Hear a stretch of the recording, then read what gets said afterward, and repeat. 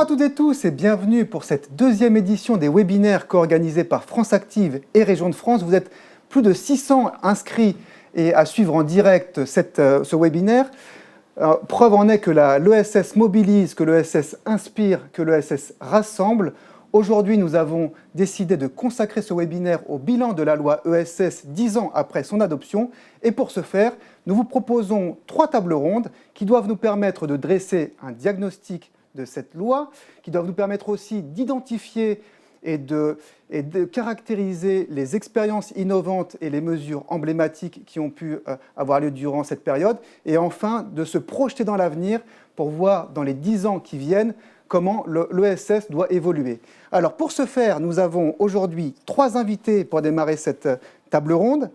Roxane Kreutz, vous êtes gérante de la SCOP Lameusienne, une entreprise spécialisée dans la fabrication de tubes en acier inoxydable. Au bord de la fermeture, après 100 ans d'existence, vous avez entrepris avec plusieurs salariés de relancer son activité sous une forme de société coopérative.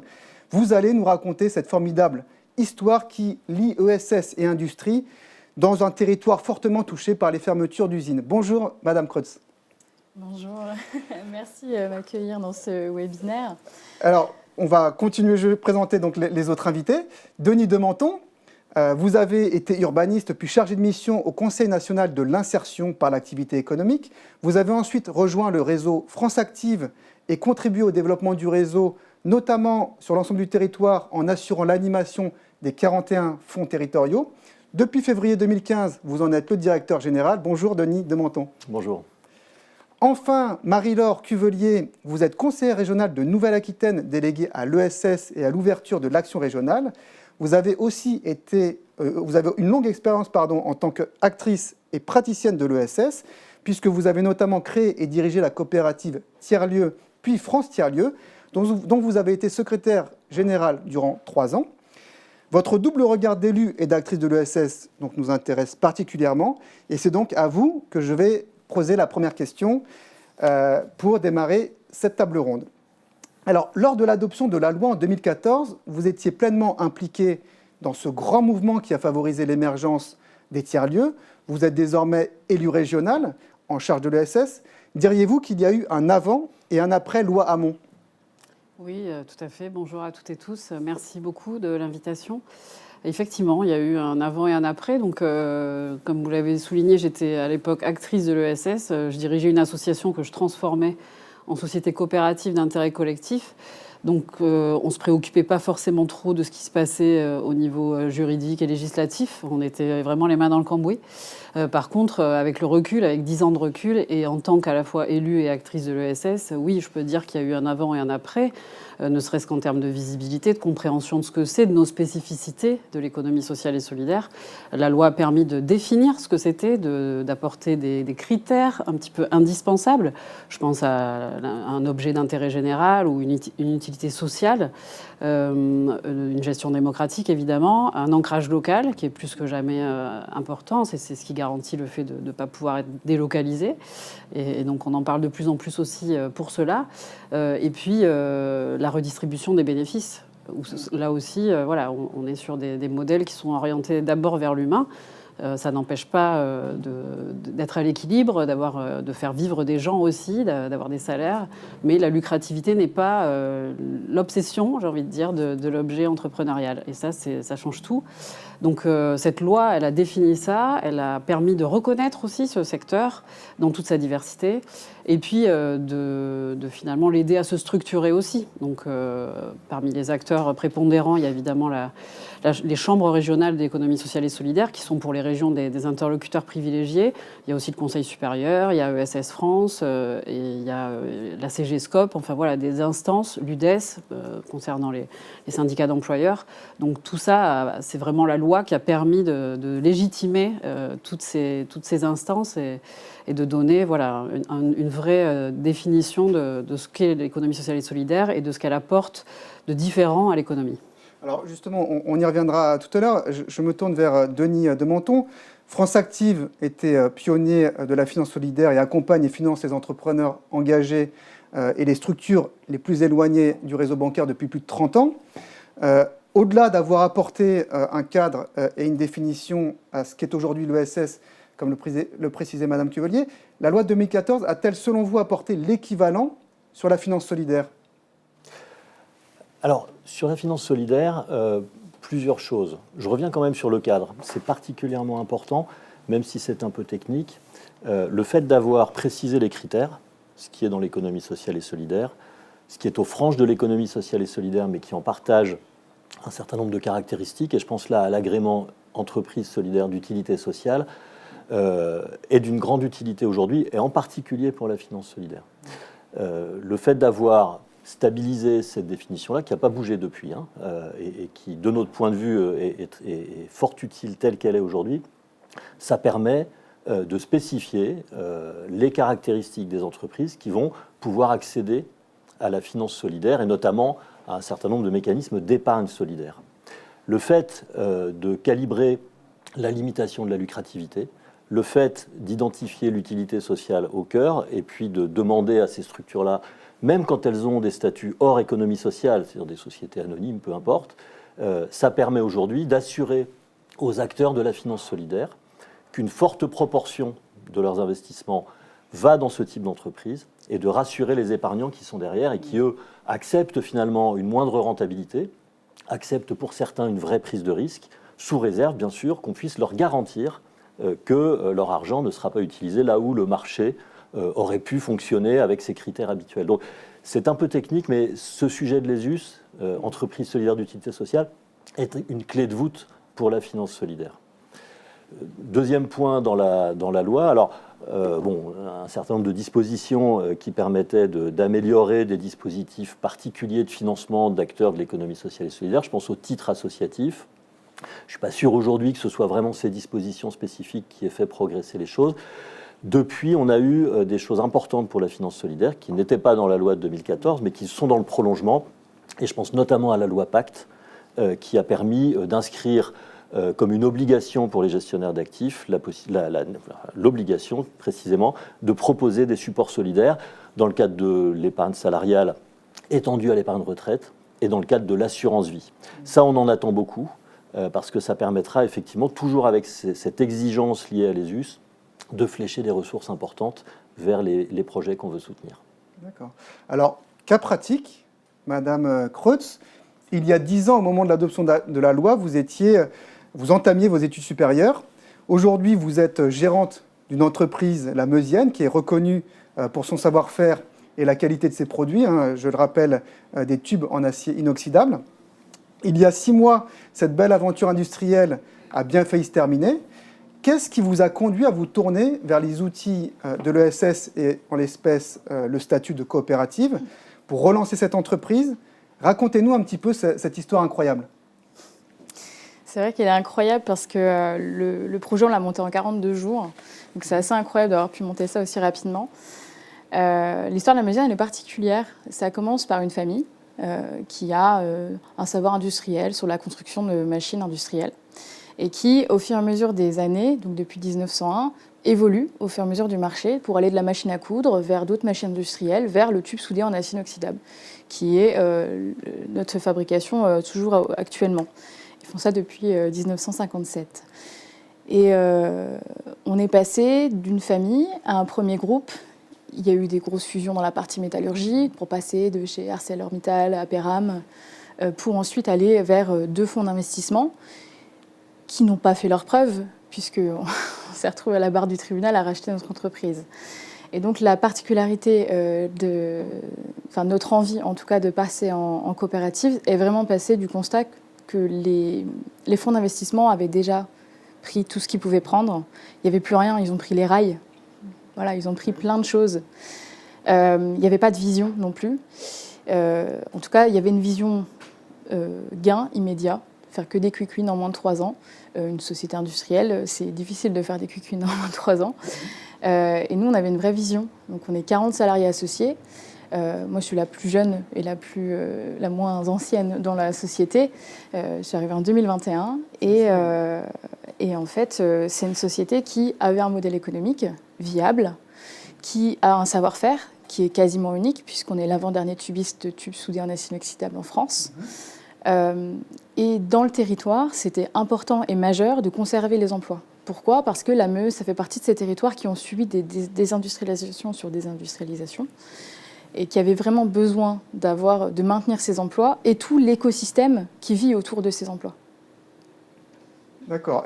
Et donc, cette relance s'est faite avec les salariés d'abord une mobilisation de ces salariés et ensuite, justement, un passage et un soutien des pouvoirs publics dont on parlera tout à l'heure. Et justement, Marie-Laure Cuvelier, la loi de 2014 a introduit une nouvelle gouvernance, vous l'indiquiez, qui a articulé les choses autour d'un conseil supérieur de l'ESS comme instance nationale de dialogue, les chambres régionales de l'ESS qui sont chargées de la promotion et le soutien au niveau local de l'ESS, et puis un rôle renforcé des régions chargées d'élaborer les stratégies régionales, justement avec les CRES et les acteurs de l'ESS.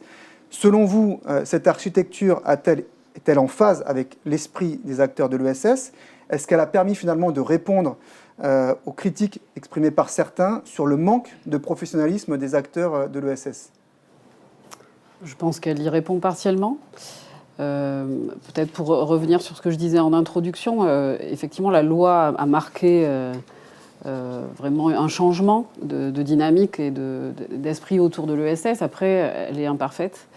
Il faut continuer de la travailler, il faut continuer de développer ce secteur. Aujourd'hui, sans vouloir geindre, les moyens alloués, en tout cas pour qu'il y ait un vrai changement d'échelle, ne sont pas au rendez-vous. Donc là-dessus, il faut encore travailler. Et ça fait partie de ce qui professionnalise l'économie sociale et solidaire dans toute sa diversité.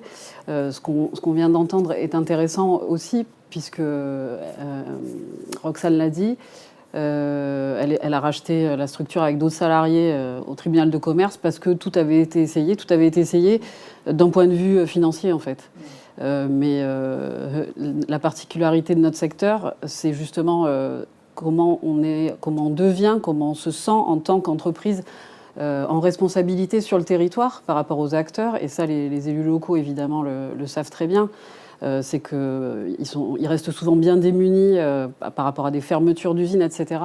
Et la reprise en coopérative, qui peut aussi permettre à une collectivité d'avoir voix au chapitre, voire d'entrer dans la gouvernance de la structure, permet de sécuriser au niveau territorial. Et ça, c'est évidemment un point qui est crucial. Et donc cette professionnalisation, dont on a peut-être dit qu'elle était insuffisante, je pense que c'est aussi un changement de regard à opérer sur à quoi sert une entreprise sur son territoire d'ancrage, quoi. Est-ce qu'elle vient juste là et elle emploie, et puis quand elle trouve moins cher ailleurs, elle s'en va ? Ou est-ce qu'au contraire, elle sait où elle habite, elle sait qui sont ses voisins, elle sait qui sont les sous-traitants autour, les associations, les habitants, et qu'elle essaye justement de participer au projet territorial en tant que structure de l'économie sociale et solidaire. C'est là toute la différence. Et donc je crois que la professionnalisation, elle doit aussi se faire dans l'économie conventionnelle de ce point de vue-là, et de ne pas arriver de façon hors sol. En région Nouvelle-Aquitaine, on finance un projet de recherche autour de la responsabilité territoriale des entreprises qui va plus loin que la RSE. La RSE est dans toutes les bouches, mais on se rend parfois compte que elle n'a pas d'attache territoriale. Il y a quand même des boîtes qui sont dans le top 10 de la RSE en France et qui délocalisent. Et alors peut-être que leurs salariés sont très heureux, mais ça n'empêche pas de délocaliser. Donc nous, on va plus loin et ça rejoint effectivement les valeurs de l'économie sociale et solidaire. Et donc cette professionnalisation, à mon sens, elle doit vraiment irriguer. Elle doit finalement, l'ESS doit inspirer aussi l'économie conventionnelle dans ses pratiques vraiment d'attache au territoire et de regard sur ce qu'elle a directement autour de soi, quoi. Et le rôle d'animateur de la région vous a semblé être le bon positionnement, ce choix que la loi a opéré ? Alors par rapport à la compétence économique, oui, évidemment. Il faudrait même renforcer ce chef de filage, je pense. Alors au-delà du fait que par rapport à la loi ESS de 2014, il y a aussi l'idée de la compléter par une loi de programmation dédiée, parce que le court terme, c'est toujours compliqué à gérer, ça ne facilite pas la vie des entreprises et des projets en général. Mais je pense que la région est le bon interlocuteur. Et puis, ça répond directement aux chambres régionales, qui sont pour moi vraiment des structures d'appui très importantes dans l'écosystème, puisqu'elles rassemblent l'entièreté des réseaux d'acteurs, des écosystèmes. Et surtout, on travaille ensemble à l'écriture de nos politiques publiques. On ne fait pas sans eux. Ça se concrétise aussi avec l'État par l'organisation tous les 2 ans de la conférence régionale de l'économie sociale et solidaire qui est inscrite dans la loi. Et donc ça a permis aussi de structurer finalement la vie de ces stratégies territoriales qui sont encore inégales selon les territoires et selon les régions notamment. Mais il y a une volonté, en tout cas collective de notre secteur, de se structurer, d'avancer et d'avoir une vision commune pour le développement de l'économie sociale et solidaire. Alors justement, je me retourne vers vous, Roxane, puisque lorsque vous avez décidé de sauver l'activité de la Meusienne, vous avez d'abord dû convaincre les salariés, on le disait tout à l'heure, et puis vous avez dû aussi convaincre les pouvoirs publics, les financeurs. Tout ça, on le sait, n'a pas dû être très simple, surtout, vous le disiez, en moins de 40 jours. Aujourd'hui, vous avez le soutien, a priori, de la plupart des acteurs publics. Comment vous avez réussi justement à gagner leur confiance? Quel a été votre secret indirectement? Alors, déjà, pour remettre dans la temporalité, nous, la liquidation a dû être faite le 17 mai. Moi, j'ai appelé l'URSCOP le 14 mai. Donc, normalement, une SCOP, ça ne se construit pas comme ça. Mais nous, on était au bord du mur. On n'avait plus d'autres options. Et parce que le seul candidat repreneur s'était retiré. Avait retiré son offre le 13 mai. Donc, à 4 jours de la liquidation. Et en fait, en 3 jours, on a dû motiver les salariés et dire voilà, il y a un projet, il est viable, on doit se recentrer, rationaliser tout, que ce soit au niveau des bâtiments, du foncier ou des salariés. On a besoin de compétences clés. Est-ce que vous voulez venir? Parce qu'en fait, c'est ça aussi une SCOP, c'est chacun est volontaire, puisqu'au démarrage, c'est chaque salarié qui met au capital. L'Union régionale des SCOP, elle vous met en contact avec les financeurs. C'est elle qui a prévu toute la partie par réunion avec tous les financeurs qui étaient autour de la table, qui, je rappelle, on a dû convaincre en moins de 42 jours, parce que 42 jours, c'était la date butoir du tribunal. En parallèle, on rachetait une autre entreprise qu'on a intégrée dans notre modèle. Donc c'est pareil, c'était aussi comment je réintègre cette entreprise-là. Donc il y avait 2 offres qui étaient concomitantes. Et vous avez des dirigeants de SCOP qui vous appellent parce que vous commencez à rentrer dans un réseau, dans ce cocon où on a chacun une histoire similaire. Quand quand vous n'êtes pas dans la transmission foncière, mais dans la partie redressement, liquidation judiciaire, c'est un grand groupe qui se sépare d'une filiale. La filiale ne tient pas parce que exsangue en général, ou qu'elle a besoin de restructurer. Et donc, on se reconnaît, en fait, on arrive à se contacter comme ça. Et donc, la mise en place, le contact avec les financeurs, le contact avec les pouvoirs publics, qui ont été extrêmement mobilisés. Pourquoi? Notamment parce que c'est la Meuse, et en Meuse, chaque emploi industriel est majeur. 40 emplois en Meuse, c'est monstrueux, en fait. Donc on avait besoin de ce soutien-là. En parallèle, nous, on pense beaucoup à des sociétés qui n'ont pas pu se structurer, qui devraient partir en liquidation, comme Stempa, qui est une papeterie centenaire, ou Bonduel à Saint-Mihiel. C'est des choses qui n'évoquent peut-être rien, mais en fait, sur le territoire meusien, c'est des entreprises qui font 100, 160 personnes, qui aujourd'hui vont devoir retrouver un emploi industriel ou autre dans le coin, et c'est pas forcément évident. Alors justement, Denis de Menton, France Active intervient dans l'accompagnement du nouveau projet porté par les salariés de la Meusienne. Intuitivement, et probablement à tort, on attend moins l'ESS dans le champ industriel, encore moins dans celui de la métallurgie. Une récente étude de la Banque des Territoires a relevé les freins, justement, qui limitent le développement de l'ESS dans le secteur industriel. Comment le réseau France Active s'organise pour élargir son champ d'intervention, et en particulier dans le domaine industriel? Alors, effectivement, on attend beaucoup plus l'ESS sur les services, on a plutôt une vision de petites structures, on a plutôt une vision des métiers du Caire, des choses qui sont tout à fait vraies, qui sont des bastions, qui sont des points forts de l'économie sociale et solidaire. Nous, on a constaté déjà depuis plusieurs années qu'on pouvait tout à fait travailler sur des projets industriels. Alors, soit directement, notamment dans le cadre des coopératives, on peut citer Duralex, on peut citer la Meusienne, projets sur lesquels nous, on aime bien aller, parce qu'il y a de la sauvegarde d'emploi, parce qu'on est en phase avec ce qu'on croit sur l'économie sociale. Petit point important de ce que dit Roxane, ça on ne peut pas le faire tout seul. Si on n'a pas une union régionale des coopératives qui prépare le projet, avec lesquels on a des relations de confiance, nous tout seuls, dans ce délai-là, on ne saura pas faire. Donc l'importance dans l'ESS du réseau et des habitudes de travail entre les professionnels de terrain, les réseaux et les financiers est absolument majeure. Comment est-ce qu'on fait sur des projets comme ça? Alors, il y a des difficultés spécifiques. On est sur des projets dont certains sont assez fortement capitalistiques. Quand on est sur une association culturelle, on a un modèle économique tendu, on a plein de difficultés, mais on a sans doute moins cette difficulté d'accès aux capitaux. Donc là, il faut qu'on puisse s'organiser, il faut qu'on puisse apporter des gamins. On a des questions de durée aussi, Roxane l'a dit, on ne va pas pouvoir stabiliser ça avec un retour sur investissement à 2 ans, à 3 ans, même à 5 ans. Donc il faut aussi qu'on puisse disposer de capitaux suffisamment patients pour pouvoir accompagner. Et puis un point qui est noté dans l'étude de la Banque des Territoires, que j'incite tout le monde à lire, je crois qu'elle sera disponible en ligne bientôt, c'est l'accès au foncier sur des projets, alors pas uniquement industriels, mais c'est particulièrement vrai sur des projets industriels et sur des extensions. Et donc là, il faut qu'on puisse trouver, avec les régions, avec les collectivités territoriales, avec des acteurs financiers tels que nous, pourquoi pas la Banque des Territoires, des solutions qui nous permettront de faciliter l'accès au foncier sur des projets qui, dans un premier temps, n'auront pas les moyens d'accéder à ce dont ils ont besoin. D'accord. Alors, on va maintenant aborder la dernière partie de notre table ronde, la partie conclusive. Et pour introduire les mots conclusifs de chacune et chacun, je me tourne vers vous, Madame Kreutz, pour vous demander quelles sont vos ambitions pour la Meusienne, pour les 10 ans à venir. En d'autres termes, quels sont vos rêves pour votre entreprise et le territoire de la Meuse où elle est implantée pour les prochaines années?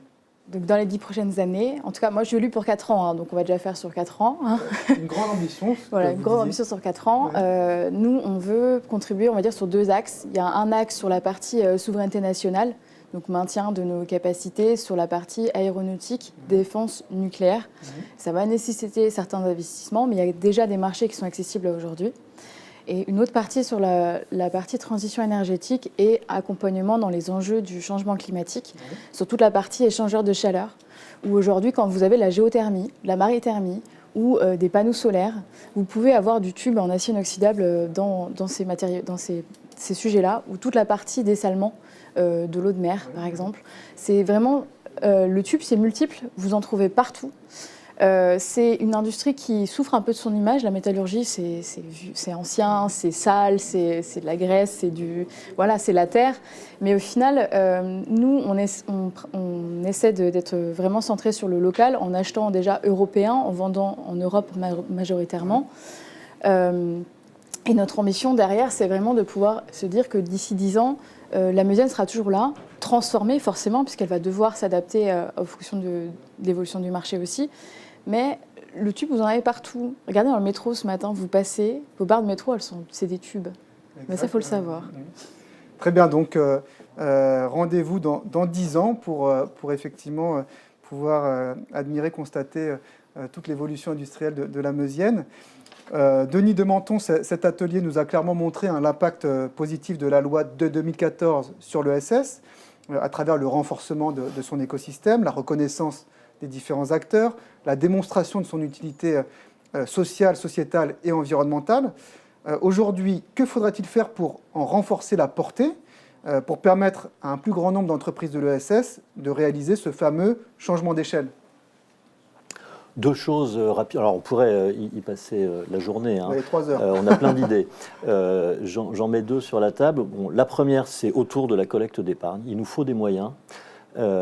C'est vertueux parce que c'est l'épargne privée des Français, dont une grande majorité, à condition qu'on leur fasse une proposition correcte, souhaitent que leur épargne aille sur de l'économie locale, aille sur des objets sociaux, aille sur une économie qui fait du bien à la planète. Donc développer l'épargne salariale solidaire notamment. On a des sujets d'accès aux salariés des petites entreprises, donc on a des propositions sur la table pour élargir l'assiette. Il faut dynamiser l'assurance vie solidaire. On n'a pas encore suffisamment de flux. Et puis la deuxième condition, c'est un appui public pour le coup, et je pense notamment en termes de garantie.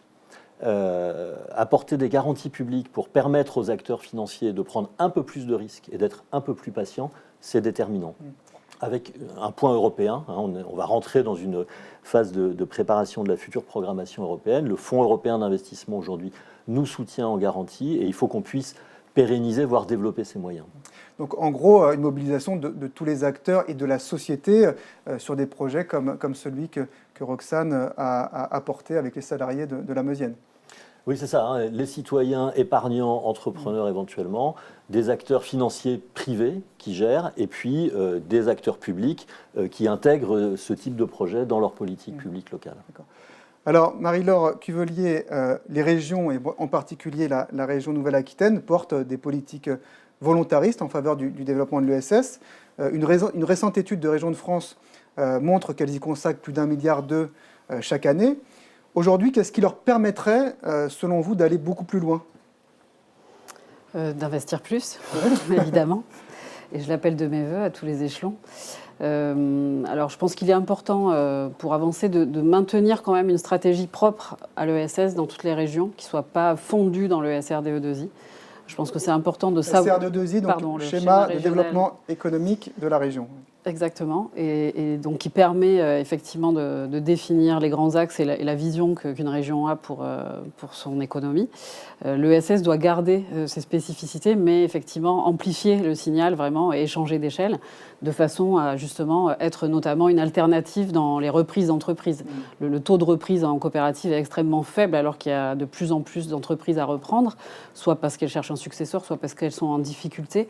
Et de fait, la coopérative est comme une solution exactement, est tout à fait un outil hyper pertinent pour impliquer les salariés, pour limiter aussi les difficultés de recrutement. Je pense qu'il faut savoir qu'un salarié qui travaille en partie un petit peu pour lui, ça change tout, vraiment, de se lever le matin et de savoir pour qui on travaille, près de chez soi. Donc tout ça, c'est évidemment des changements de paradigme à opérer. C'est pas une utopie. L'économie sociale et solidaire, c'est une réalité qui existe dans les territoires, notamment dans les territoires ruraux, qui va s'implanter là où il n'y a pas de marché, justement. Donc il faut d'autant plus s'en saisir. Je pense aussi à la question des EHPAD. On a vu dans l'actualité des affaires assez tristes, assez sinistres. Et ça, avec le non lucratif privé, on peut aussi essayer de changer les choses dans certains secteurs. Donc l'ESS, ça revêt tout ça.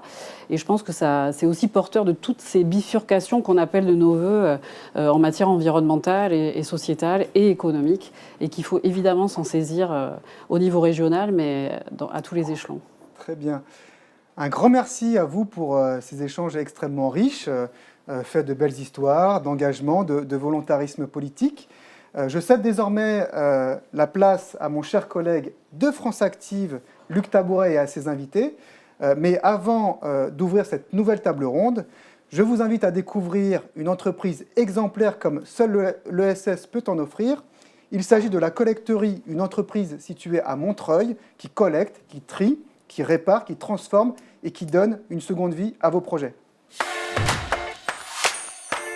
Je m'appelle Nicolas Almodovar, je suis responsable de développement à la Collecterie depuis 2017. La Collecterie, c'est une association qui a été créée en 2013 par un collectif d'habitants qui s'est implanté à Montreuil, qui aujourd'hui compte presque 70 salariés 10 ans après. La Collecterie, c'est une ressourcerie solidaire qui a pour objectif de sauver les objets dont les habitants ou usagers n'auraient plus l'utilité en proposant une boutique solidaire, et elle fait également de l'accompagnement socio-professionnel de personnes éloignées de l'emploi. Il faut imaginer que pour essayer de sauver des objets, il va falloir mobiliser des espaces, de l'expertise, il va falloir être organisé et technique pour pouvoir trouver des solutions à l'ensemble des catégories d'objets qui nous parviennent. Ce qui est audacieux, c'est de se lancer le défi finalement de vouloir trouver une seconde vie à des objets qui arrivent des fois dans des états un petit peu délabrés, sales, et il va falloir mobiliser toutes les compétences disponibles dans l'association pour pouvoir leur trouver une seconde vie. La Collecterie, elle est engagée d'abord et surtout d'un point de vue écologique, avec une idée vraiment de trouver une solution par le prisme des déchets aux objectifs de transition écologique de nos modèles de société. Elle est engagée parce que cette solution de transition, elle la pense comme étant possible uniquement en travaillant avec les personnes qui sont exclues du marché du travail, et également dans une logique de développement économique, mais sortie des enjeux de lucrativité d'un capitalisme marchand destructeur. Alors France Active nous a accompagnés à des moments clés de développement de l'association, notamment par des moyens de financement, des facilités bancaires, des avances de subventions sur différents dispositifs, et ce depuis la création de la collecterie.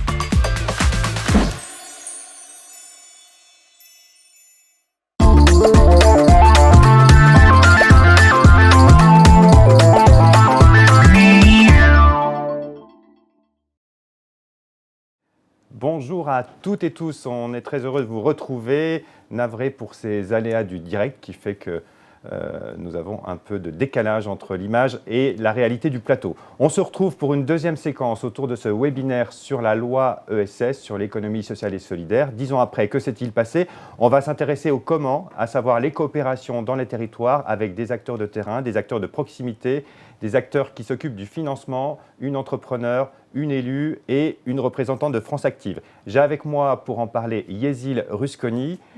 Bonjour Yézil, vous dirigez France Active Île-de-France, un territoire que vous connaissez par cœur. Ça fait plus de 10 ans que vous êtes sur la région et vous œuvrez aux côtés des entrepreneurs pour les orienter vers l'économie sociale et solidaire. Merci d'être là. J'ai Éléonore Claire. Bonjour Éléonore. Bonjour. Vous dirigez le réseau Secundo. C'est une nouvelle entreprise qui émane des entreprises d'insertion. Elles sont depuis cette semaine 13 à porter ce projet. C'est le premier réseau national de déconstruction sélective et de réemploi dans le bâtiment. Vous allez nous raconter comment est née cette initiative. Et nous avons le plaisir d'avoir Madame Mario, vice-présidente en charge de l'économie sociale et solidaire, bien sûr, et aussi des achats responsables. Elle connaît l'Île-de-France comme sa poche, elle a été en charge et elle est toujours élue de proximité à la mairie de Bois-Colombes en tant qu'adjointe au maire depuis 2008. Merci à toutes les trois d'être là. Pour commencer, je vais me tourner vers notre élue, vers la vice-présidente de la région Île-de-France. On a pu voir, ou si vous ne l'avez pas vu, on vous invitera à le revoir sur une adresse qu'on vous laissera dans le replay, en tout cas, une expérience en Île-de-France qui s'appelle la collecterie à Montreuil.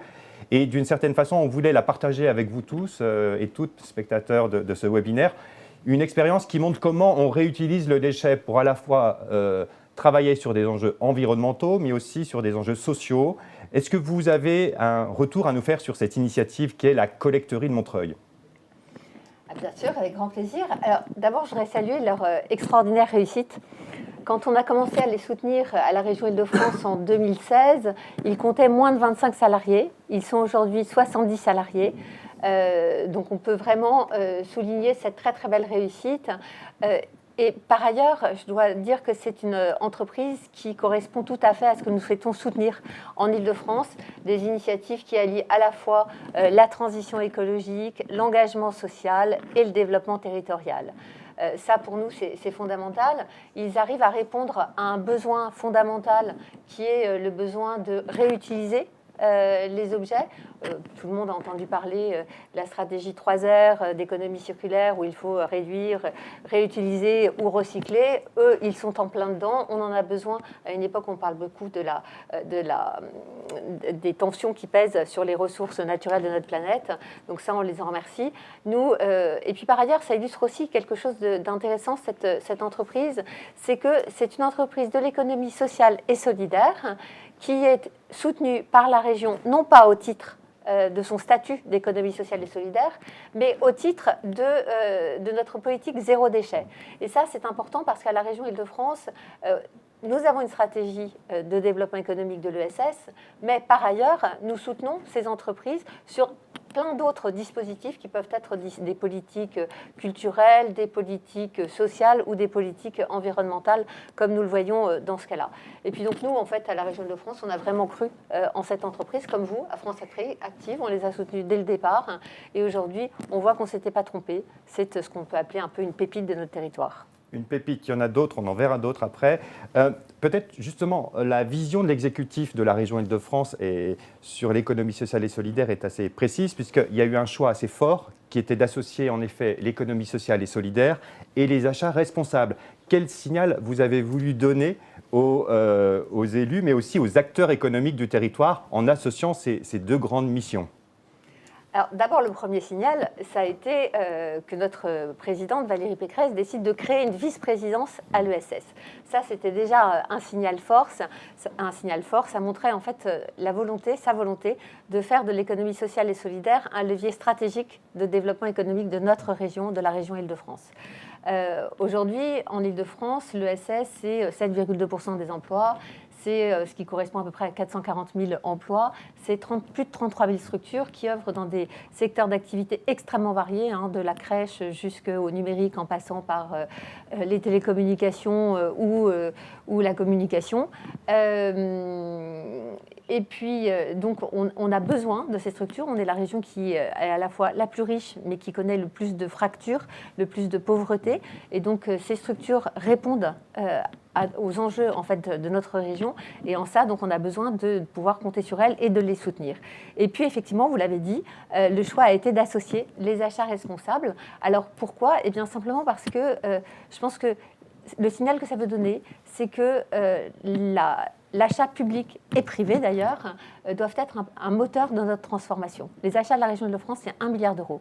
Aujourd'hui, on a 106 millions qui vont à des structures inclusives de notre région. C'est un vrai signal qu'on veut donner sur le fait que nous devons être acteurs de cette transformation. Vous-même acteur de l'économie sociale et solidaire. Merci Madame Mario. Je me tourne vers Yézil Rusconi. Justement, l'Île-de-France, c'est un terrain assez favorable, comme l'indiquait Madame Mario, sur l'économie sociale et solidaire. Depuis 7 ans, vous êtes partie prenante de cette transformation. Qu'est-ce que vous avez pu noter dans la mise en œuvre de l'esprit de la loi ? Parce que l'esprit de la loi, c'est aussi la coopération, c'est la thématique de notre atelier. Qu'est-ce que vous avez pu voir, vous, en tant qu'observatrice, justement, du développement de l'économie sociale et solidaire sur l'Île-de-France ? Sans doute, la loi Hamon n'a pas seulement posé un cadre qui est juridique, donc en intégrant des nouveaux statuts, comme le statut commercial de l'ESS, mais ça a créé aussi un contexte favorable pour le développement de l'économie sociale et solidaire. Je pense que ce qui a été illustré dans la première séquence, mais aussi le témoignage de Sylvie à l'instant, montre bien cette attention accrue à un contexte qui est favorable pour le développement de l'ESS. Juste pour donner quelques chiffres pour nous en Île-de-France, si je prends juste les années 2023-2024, 40% de notre activité d'investissement en Île-de-France s'est tourné vers des statuts commerciaux de l'ESS. Donc, il s'agit bien sûr d'un élargissement de la cible et pas d'un remplacement de la cible historique. Donc, on continue à soutenir l'économie sociale et les acteurs historiques de l'ESS, les coopératives, bien évidemment, les associations. Mais à côté, on a des nouveaux statuts qui apparaissent et qui permettent aussi de diversifier les secteurs, de créer des nouvelles filières. On le verra tout à l'heure aussi quand on parlera de transition écologique. Mais c'est vraiment un contexte qui a permis, et nous, bien évidemment, on s'inscrit dans ce contexte en tant que réseau France Active parce qu'on a adapté notre offre d'investissement et d'accompagnement au fil des années pour pouvoir répondre justement à ces évolutions. Justement, la transformation qui s'est opérée, elle est au bénéfice de quelle filière ? Vous évoquez la transition écologique. Moi, je veux bien vous entendre sur ce sujet-là. Qu'est-ce qui se passe depuis, on va dire, 5-6 ans, vous suivez en effet le développement de nouvelles entreprises à vocation solidaire sur le territoire. Comment ça se matérialise concrètement ? Absolument, la transition écologique, mais tous les secteurs où l'activité marchande représente une partie de l'activité ont sans doute bénéficié du nouveau cadre réglementaire. La transition écologique, pour donner un exemple, aujourd'hui, chez nous, c'est le premier secteur dans lequel on investit en tant que réseau France Active pour l'Île-de-France. Donc, pour nous, ça représente une filière qui est centrale. Et comme le disait Sylvie tout à l'heure, la collecterie, c'en est un excellent exemple sur notre territoire, mais Secundo, bien évidemment, de même. On n'accompagne pas seulement la transition écologique, mais la transition écologique qui prend en compte aussi des dimensions qui sont sociales et solidaires. Donc là, on est en plein dans la notion d'économie sociale et solidaire et le contexte qui a créé la loi, ça nous a permis justement d'accompagner ça et de structurer ça, notamment sur l'Île-de-France. Merci Yézil. Je me tourne vers Éléonore Clerc. Vous dirigez Secundo, une entreprise toute récente, mais qui émane de 13 entreprises d'insertion partout en France. Donc c'est un réseau national. Comment vous avez mis en place, pourquoi déjà avoir créé Secundo ? Vous êtes au cœur de la transition écologique, vous nous l'expliquerez.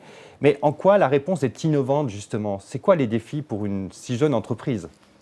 Bonjour. Oui, Secundo, c'est un réseau national d'entreprises d'insertion et d'entreprises adaptées qui sont spécialisées dans ce qu'on appelle la déconstruction sélective. Donc derrière cette expression peut-être un peu barbare, ça veut tout simplement dire que sur des chantiers, on ne casse pas tout pour tout mélanger dans une benne et qu'on va essayer de conserver les matériaux qui sont en bon état pour pouvoir les réemployer et donc de pouvoir aussi derrière les trier, les acheminer. La volonté de créer ce réseau, elle est née de ces 12, maintenant 13 entreprises qui ont fait le constat que aujourd'hui les déchets du bâtiment, c'est 2,5 fois les déchets ménagers. Dans le second œuvre, c'est 9 millions de tonnes de déchets et que pour préserver les ressources et diminuer l'empreinte carbone des chantiers de rénovation, il était indispensable de réfléchir à comment est-ce qu'on pouvait mieux réemployer. On a voulu dès le début travailler sur 2 enjeux. Un premier enjeu, évidemment environnemental, je viens de le dire, mais surtout social. Et l'idée, c'est que ces entreprises d'insertion et ces entreprises adaptées, leur mission première, c'est quand même avant tout de réinsérer des gens éloignés de l'emploi ou en situation de handicap dans un milieu professionnel et de permettre aussi à leurs clients, que ce soit des entreprises privées ou en marché public, d'être plus inclusifs en faisant appel à leurs services. Et donc, le réseau va apporter différentes réponses, en fait, déjà à ses membres, en leur permettant de se fédérer, en leur permettant de mutualiser leurs compétences, de partager leurs expériences et finalement de mieux faire collectivement que tout seul. Deuxième réponse, c'est aussi de pouvoir avoir une visibilité nationale. Ces entreprises, elles sont ancrées historiquement sur leur territoire, elles maîtrisent très bien leurs écosystèmes locaux. Néanmoins, elles n'ont pas cette visibilité nationale pour aller chercher des clients qui ont des influences plus larges.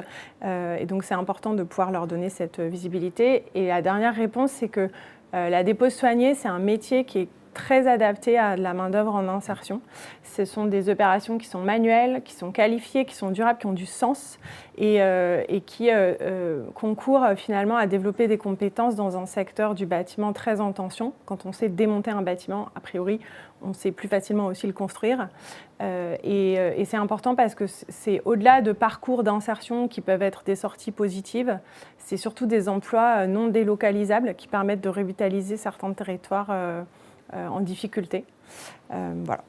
Merci. On reviendra un peu plus tard sur la notion justement de coopération qui concerne vraiment ce réseau d'entreprises d'insertion autour de la dépose et de la déconstruction. Madame Mariot, c'est un exemple assez probant de l'innovation qu'on a dans le secteur de l'économie sociale et solidaire. Ça fait écho à votre politique régionale. Enfin, comment s'inscrivent d'une certaine façon les programmes d'action que vous pilotez et en quoi justement ce projet pourrait s'inscrire dans un ou 2 programmes que vous menez en Île-de-France? Alors, je pense que vous l'avez très bien expliqué, Secundo, c'est une solution qui est particulièrement pertinente, à la fois socialement, mais aussi environnementalement parlant. En Île-de-France, l'Île-de-France est la région qui a le plus grand parc immobilier. On manque encore de logements, donc il y a un besoin de construction. Or, la construction, vous l'avez dit, c'est plus de 3000 kilos par an par habitant de déchets. C'est l'un des plus gros émetteurs de gaz à effet de serre. Donc, toute réutilisation, tout réemploi est le bienvenu dans ce secteur. Donc évidemment, ça rentre parfaitement en ligne avec nos priorités régionales de transition écologique et d'économie circulaire. Et donc à ce titre-là, on sera ravis que Secundo se développe dans notre région et on les attend avec impatience. Mais enfin, on attend leur développement avec impatience. Mais en fait, nous savons... Ce que beaucoup d'entrepreneurs de l'ESS nous disent, c'est que malgré la croissance des ressources potentielles pour l'ESS, malgré la croissance de l'épargne solidaire, en fait, ils ont encore trop souvent du mal à accéder au financement dont ils ont besoin pour se développer. Et c'est là, en fait, où la région Île-de-France joue un rôle. Alors, on n'est pas les seuls, mais on joue notre rôle on a mis en place un certain nombre d'outils de financement accessibles pour ces structures de l'ESS.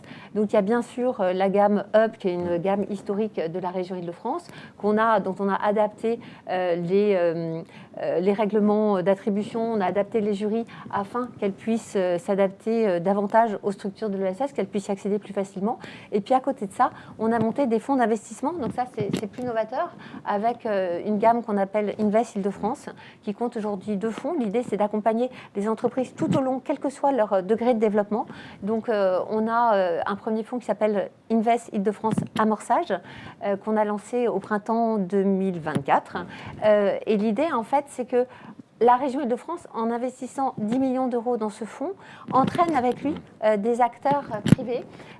Pour atteindre, l'idée, c'est d'atteindre une taille de fonds qui soit 20 ou 30 millions, qui fasse 20 ou 30 millions d'euros.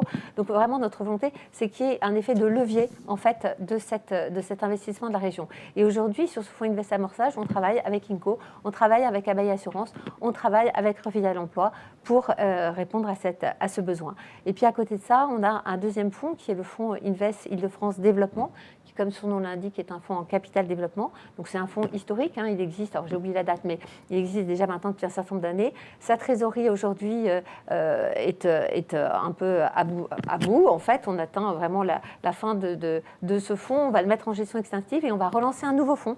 Donc ça, c'est en cours. On a voté la semaine dernière en commission permanente de la région une souscription de 3 millions d'euros pour ce nouveau fonds.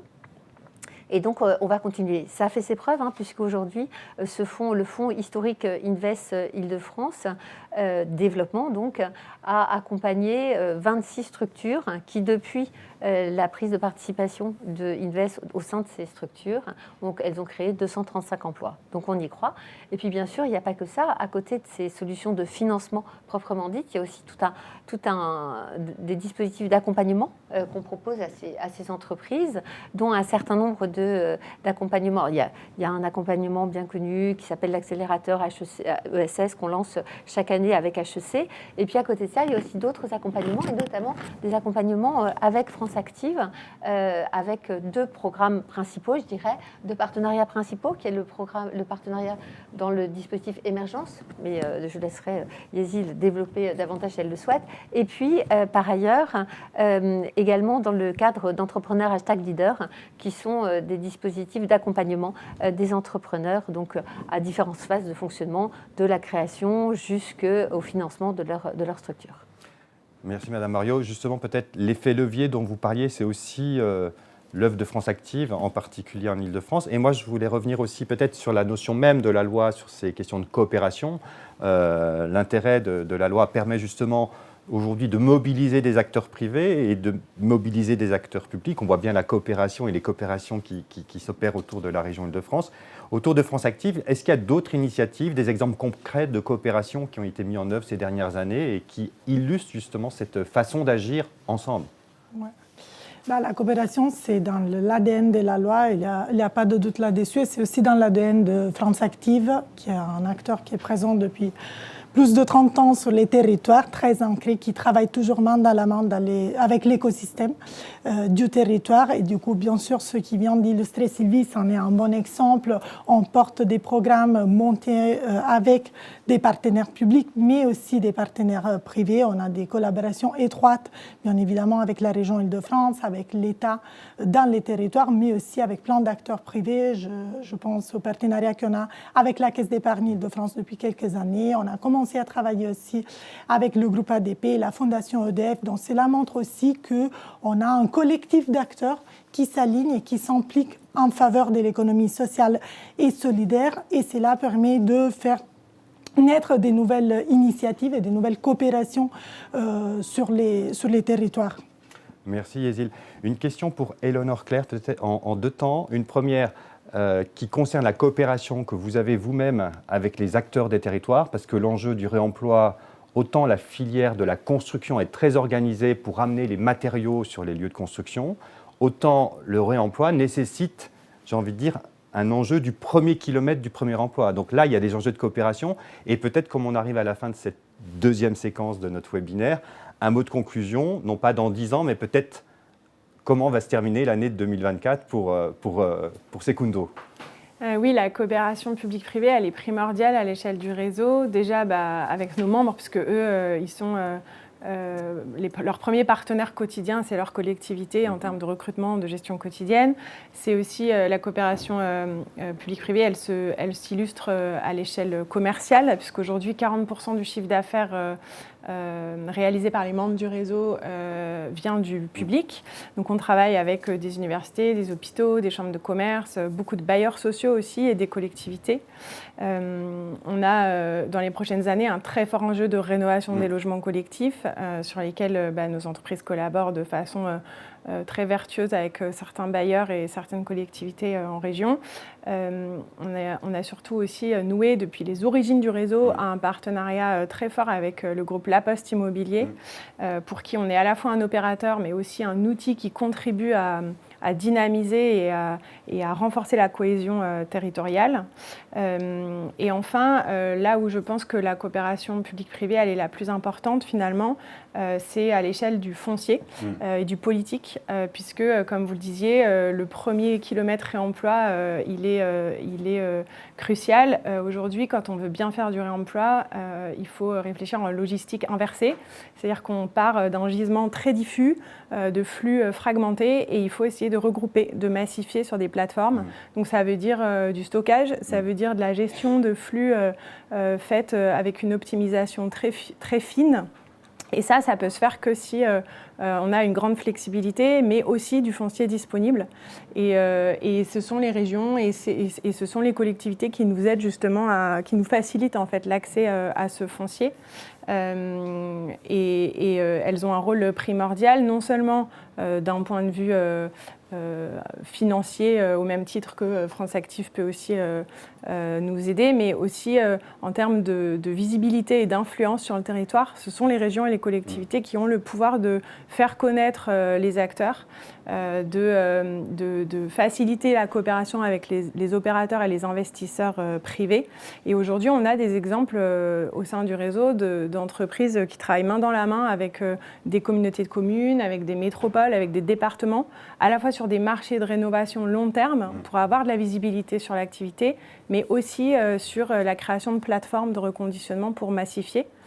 Et pour répondre à votre question sur aujourd'hui, le réseau se porte plutôt bien, malgré le secteur de l'immobilier qui est quand même un peu dans une phase compliquée. La rénovation se porte mieux que le neuf, et puis la gestion des déchets, ça reste quand même un potentiel de gain de coût important.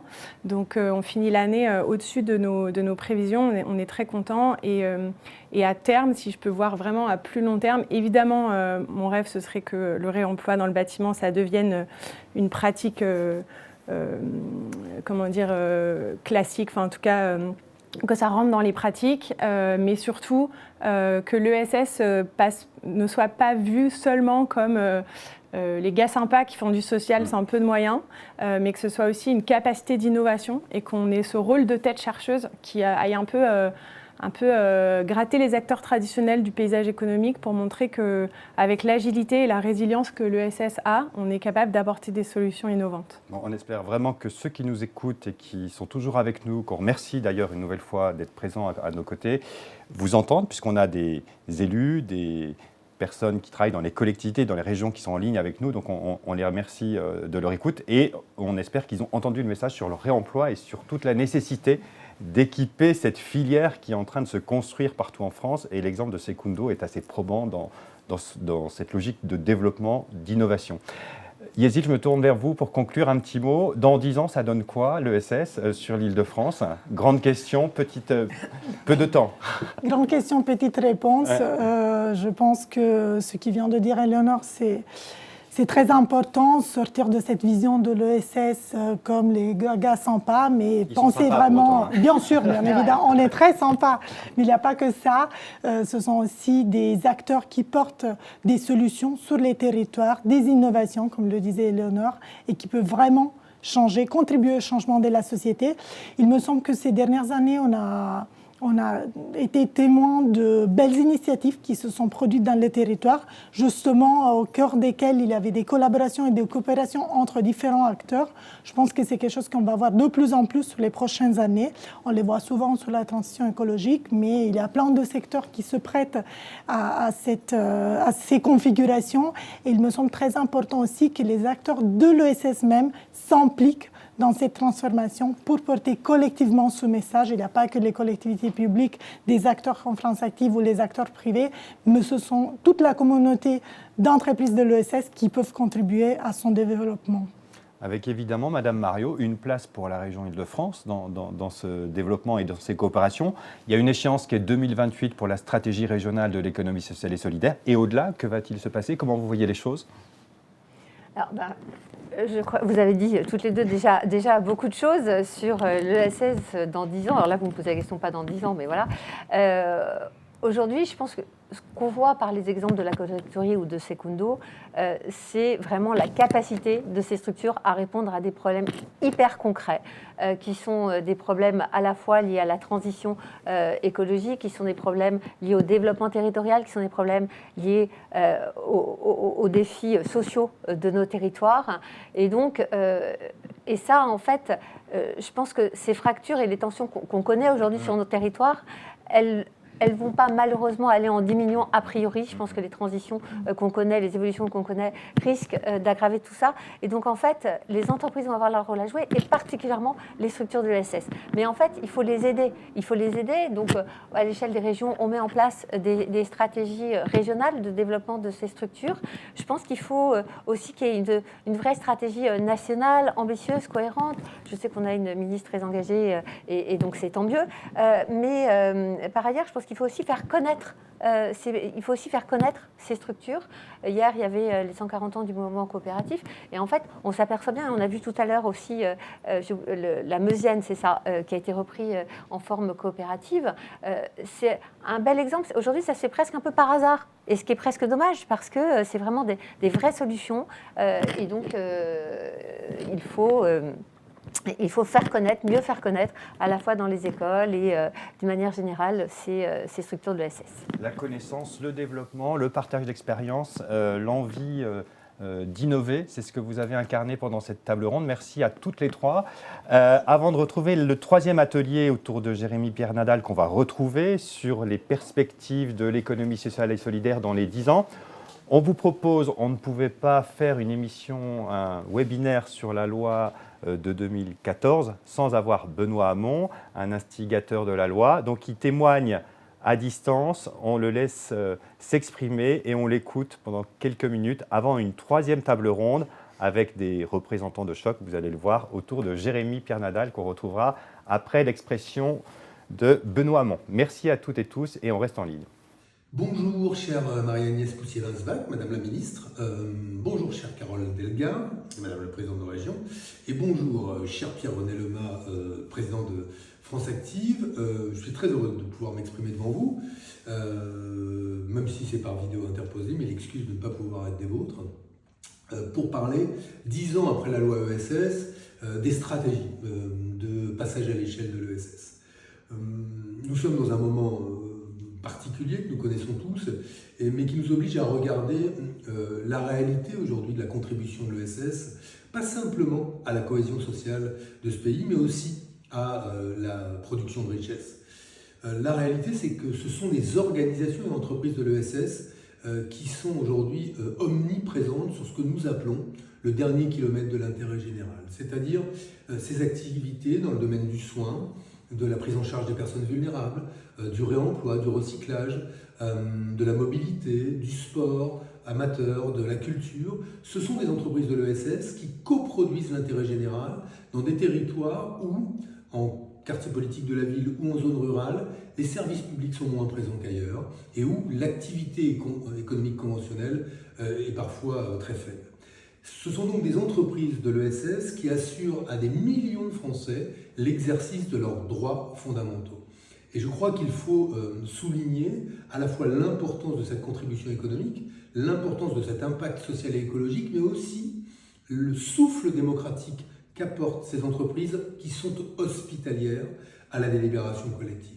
C'est la raison pour laquelle, et il est crucial à mes yeux, que nous ayons une vraie stratégie nationale de développement de l'ESS qui pourrait se traduire par une loi de programmation et qui nous donnera un cap, une boussole qui permettrait notamment aux régions d'inscrire leur propre stratégie régionale de développement de l'ESS à la mobilisation des acteurs et de ressources nécessaires à la structuration de filières industrielles dans le domaine de l'alimentation, dans le domaine des énergies citoyennes, dans le domaine de la transition écologique, du recyclage ou du réemploi, de façon à permettre ce passage à l'échelle de l'ESS dans les territoires.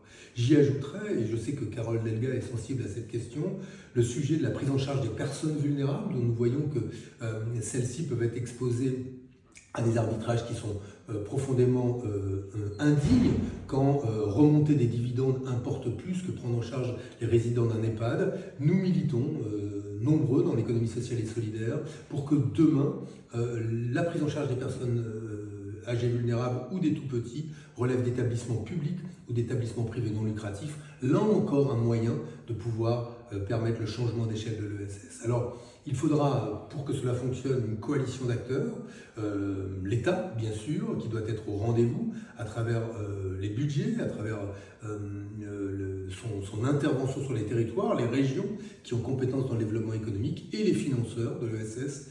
Et France Active joue un rôle important aux côtés des entreprises de l'ESS depuis longtemps. Donc je vous encourage à consolider, à créer, parfois le cas échéant, ces alliances, car nous en avons besoin pour que dans 10 ans, quand nous fêterons le 20e anniversaire de la loi ESS, nous puissions mesurer concrètement que la part de l'ESS dans l'économie a grandi, mais surtout que sa contribution sociale, écologique et démocratique sont aussi appréciées par les Français demain qu'elle l'est déjà aujourd'hui.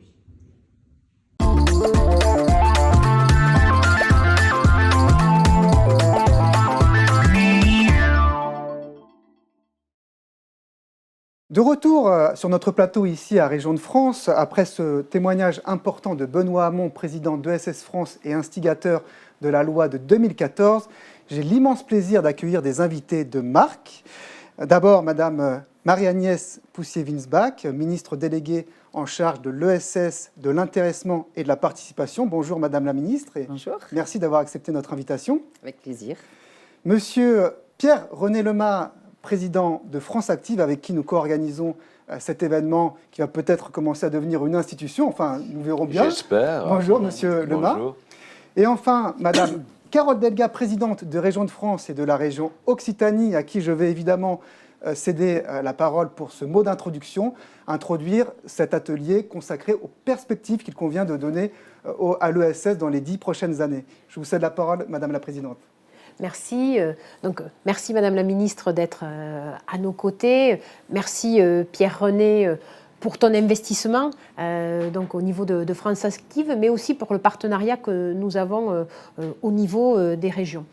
Nous avons un attachement particulier, les régions de France, à l'économie sociale et solidaire, parce que nous savons que c'est dans le cadre de l'économie sociale et solidaire qu'on arrive à avoir la plasticité, l'adaptabilité qui est absolument nécessaire pour créer un collectif à l'échelle d'un territoire, pour aussi permettre d'avoir une mobilisation des salariés, mais aussi une mobilisation citoyenne sur l'aspect de l'économie. Donc l'économie sociale et solidaire, c'est important qu'elle soit à Bercy, parce qu'on doit démontrer que c'est bien dans le secteur économique, que ce n'est pas juste un aspect de réparation ou de solidarité, que c'est vraiment dans le temple de l'économie en France, mais que pour autant, les spécificités de l'économie sociale et solidaire sont toujours très présentes, que ce soit sur la question de la coopération. Nous avons plusieurs défis à relever en France. Un défi budgétaire, tout d'abord. Il faut que la France retrouve sa stabilité, la confiance auprès des marchés financiers. C'est une question de souveraineté. Nous avons aussi la lutte contre le réchauffement climatique, la lutte contre les inégalités sociales. Et l'économie sociale et solidaire permet de créer ce collectif. Nous n'arriverons à surmonter l'ensemble de ces défis que si nous sommes un collectif public-privé, collectif État-région, on va dire État-collectivité locale, aussi collectif avec les associations. Et ça, c'est vraiment cette mode de coopération, il infuse dans les esprits, il démontre que c'est la condition première de la réussite. Ensuite, c'est la question du lien au territoire. L'économie sociale et solidaire permet de prendre en compte les spécificités d'un territoire, les opportunités, et aussi d'avoir un diagnostic lucide sur les fragilités. Et donc, ça, cette adaptabilité est absolument indispensable dans le moment où les Français nous demandent d'avoir des politiques qui soient adaptées à leur réalité de vie. Et puis, c'est la question de l'innovation. Je suis très attachée à ce que l'économie sociale et solidaire garde vraiment ce temps d'avance sur l'innovation, sur comment on crée de nouvelles formes d'association, bien sûr, des salariés, sur la question d'une répartition équitable des profits, et puis aussi sur de nouvelles façons, Benoît Hamon l'a dit, d'intervenir pour les personnes vulnérables, que nous ne soyons pas dans un champ juste libéral pour les personnes vulnérables, parce que là, sinon, à ce moment-là, on ne respecte pas la dignité de ces personnes-là. Et pour la question de l'humanisme, c'est essentiel de mettre le respect de la personne humaine en premier. Et puis, c'est également d'avoir de nouvelles formes de coopération qui peuvent être voilà, avec différentes formes de coopération qui ne sont pas du même niveau selon les coopérateurs ou selon aussi les objectifs. Et donc moi je pense qu'on doit démontrer que nous avons une capacité d'adaptation, que nous avons une capacité de résilience et que c'est vraiment un message d'énergie positive. Voilà. Alors justement, après l'adoption de la loi Hamon à l'unanimité, vous avez été ministre chargé de l'ESS et donc chargé de donner ce premier élan directement à cette loi. Qu'est-ce que vous en retenez de cette période justement de dynamisme autour de cette loi ? Alors là, j'avais quand même une mission qui était très facilitée parce que c'était une très bonne loi. C'était une très bonne loi qui était très bien pensée, où il y avait eu une vraie concertation, où on avait su toujours porter un vrai message politique, mais avec des outils financiers qui étaient opérationnels. C'est-à-dire que ce n'était pas une loi juste de bonne intention. C'était une loi qui affichait clairement ses convictions, mais mettait tous les dispositifs opérationnels. Et on sait bien que dans la question du financement, il faut avoir une forte technicité, mais elle était présente. Donc pour moi, après de prendre les décrets d'application, ça a été objectivement assez simplifié. Puis 10 ans après, il est toujours important d'évaluer. On voit qu'il n'y a quand même pas beaucoup de points qui ont été vraiment jugés non pertinents, non efficaces, enfin inefficaces ou obsolètes. On voit quand même qu'elle a toute son actualité. Donc c'est vrai que c'était un sujet dans mon ministère qui était assez large. C'était un sujet qui était quand même en dynamique positive. C'était assez facile à porter. Ça, c'est vraiment Benoît Hamon en tant que ministre qui avait fait tout ce travail de concertation, mais aussi, on peut le dire, en étant de gauche et socialiste, souvent on peut en fait avoir une caricature de la gauche qui ne veut pas mettre les mains dans le cambouis, qui veut rester que sur les bonnes intentions. Ça n'a pas été le cas. C'est-à-dire on n'a pas été juste dans le déclaratif. On a été cette gauche qui s'est bien confrontée au réel, à la technique budgétaire, à la réalité du financement bancaire. Et je pense que c'est pour ça qu'on a su rassembler, je veux dire, toutes les forces politiques sur ce sujet, qu'elles soient de droite ou qu'elles soient de gauche. Au niveau des régions de France, les politiques portées par les présidents de région sur l'économie sociale et solidaire, elles ne dépendent pas du tout de la sensibilité politique. Il y a un vrai investissement. Parce que nous, quand on est président de région, ce qu'on veut, c'est la réussite de la France. Et on est tous très attachés, les présidents de région, à l'insertion par le travail. Nous pensons que la France du travail, c'est celle qui est fraternelle et généreuse. Alors, Monsieur Lema, la présidente Delga a rappelé justement que la loi a apporté une reconnaissance juridique et politique essentielle à l'ESS. À l'époque, vous étiez secrétaire général de l'Élysée. Vous avez aussi, à la suite de ça, choisi de vous engager en faveur de cette économie. Avec 10 ans de recul, quels sont, selon vous, les principaux succès de cette loi dans le développement de l'ESS et surtout de son financement qu'évoquait la présidente Delga? D'abord, 10 ans après, c'est vrai que la loi, comme le disait Madame la Présidente, elle reste robuste, elle reste solide. Voilà. Moi, je suis très honoré, très flatté d'être comme ça entre Madame la Ministre d'un côté, Madame la Présidente des présidentes de région de l'autre pour donner mon point de vue. C'est une bonne loi, voilà. J'ai tendance à dire que quand on a une bonne loi, il faut comme ne la corriger, ne l'adapter, ne la modifier que, comme disait l'autre, d'une main tremblante. Quand on a une bonne loi, surtout votée à l'unanimité du Parlement, vous imaginez aujourd'hui, c'est un bien précieux. N'y touchons plutôt pas, c'est mon point de vue. Elle a permis de créer deux choses. La première, c'est très français, mais c'était nécessaire, c'est d'avoir un statut. Voilà, une définition. L'économie sociale et solidaire, c'est au croisement d'une réflexion qui démarre au siècle dernier avec Léon Bourgeois, qui croise les grandes ambitions du général de Gaulle sur la participation, et puis les revendications syndicales, notamment, sur la démocratisation de l'entreprise. Donc c'est quelque chose qui est au croisement de beaucoup d'idées. Mais il fallait encore définir de quoi on parlait, et donc donner un statut.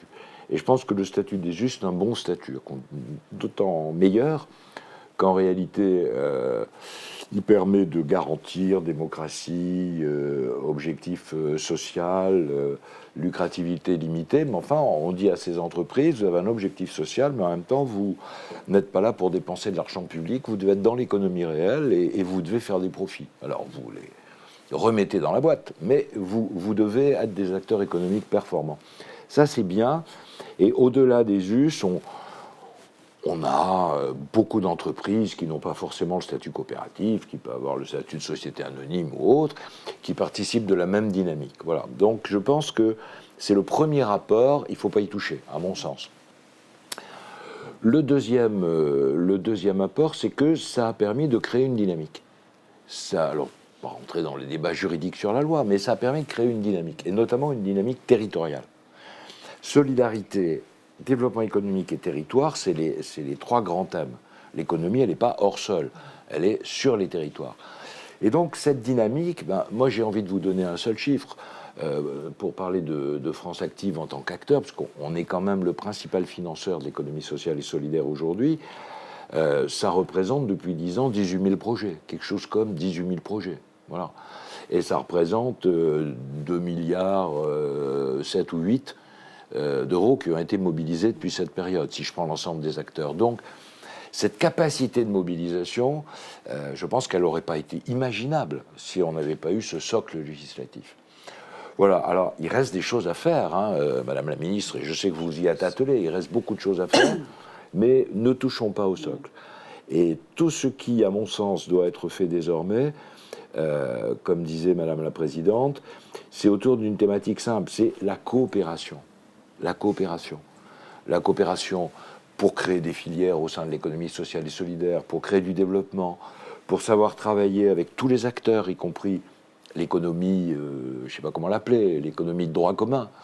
Voilà. Et cette forme de coopération, à mon avis, c'est l'avenir de l'économie sociale et solidaire, et c'est comme ça qu'elle deviendra progressivement, à mon sens, il faut rêver parfois, il faut avoir quelques utopies dans la vie. Elle va un jour ou l'autre finir par absorber une bonne partie de l'économie classique. C'est un message fort là, que vous envoyez. Peut-être me tourner vers Madame la Ministre. Vous savez, la constitution du gouvernement, vous le savez, vous étiez particulièrement entendu à ce moment-là.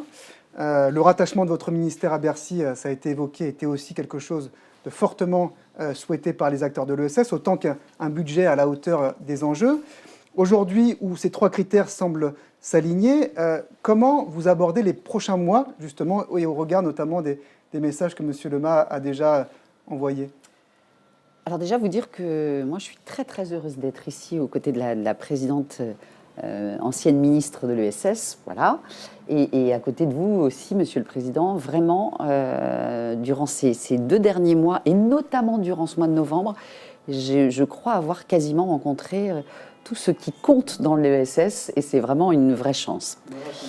Comme vous disiez, on était attendu sur la création d'un ministère dévolu à l'ESS, parce que ça faisait longtemps que ça n'avait pas été le cas et qu'il y avait un problème aussi, il faut se le dire, de reconnaissance des acteurs qui se disaient mais au milieu de très très nombreuses attributions, comment peut-on prendre à bras-le-corps ce sujet? Donc ça, vous disiez, première réponse à une attente.